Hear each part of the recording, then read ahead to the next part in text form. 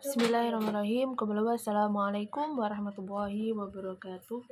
Alhamdulillahirabbil alamin. Wassalatu wassalamu ala asyrafil anbiya'i wal mursalin wa ala alihi wa ashabihi ajmain. Amma ba'du.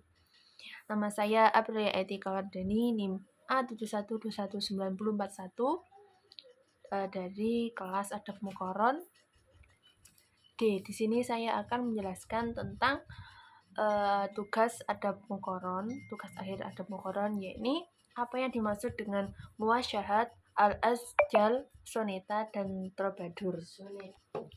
Di sini dari urutan pengaruh berantai dari masing-masing puisi. Pertama yaitu muwasyahat. Muwasyahat berasal dari puisi tradisional Arab, kemudian muncul muwasyahat. Setelah itu muwasyahat melahirkan puisi yang bernama Al-Azhal di Andalusia.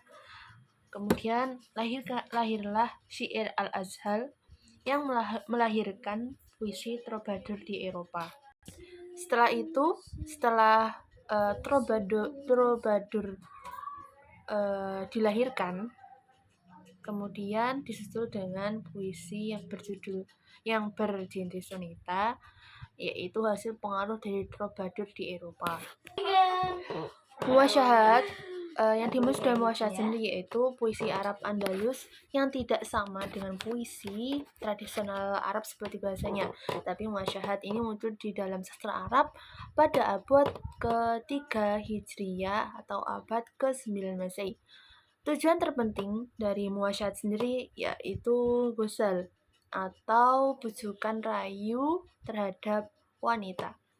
Di dalam muwasyahat ada beberapa unsur yang keluar dari tatanan puisi tradisional, yaitu tidak adanya qafiyah yang tunggal dalam puisinya.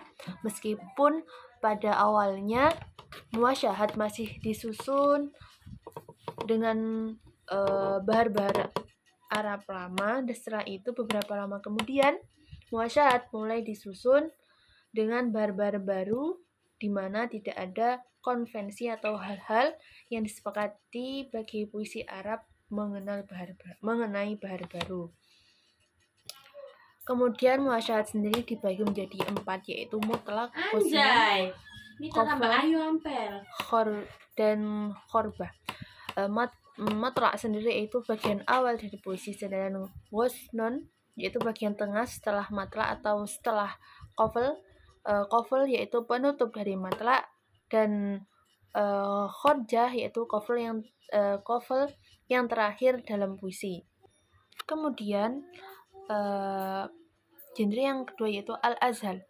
Apa yang dimaksud dengan al-azhal? Al-azhal ini puisi yang muncul setelah muwasyahat yang berkembang di Andalus, Spanyol selama 1 abad. Munculnya al-azhal pada akhir abad ke-4 Hijriah atau 10 Masehi dengan bentuk yang sama dengan muwasyahat, yakni terdiri dari matlak, ghazal, dan qafal. Hanya saja di dalam al-azhal ini bahasanya mulai tercampur dengan bahasa amiyah lokal Andalus atau Spanyol. Kalaupun bukan lafadznya yang tercampur, minimal gramatiknya itu tidak memenuhi ketentuan nahwu shorof bahasa Arab. Sedangkan untuk selanjutnya yaitu puisi troubadour. Puisi troubadour ini muncul setelah Al-Azhal berkembang di Andalus di Spanyol. Al-Azhal mulai ditiru oleh para penyair Prancis dan Spanyol dengan menggunakan bahasa Prancis atau Spanyol.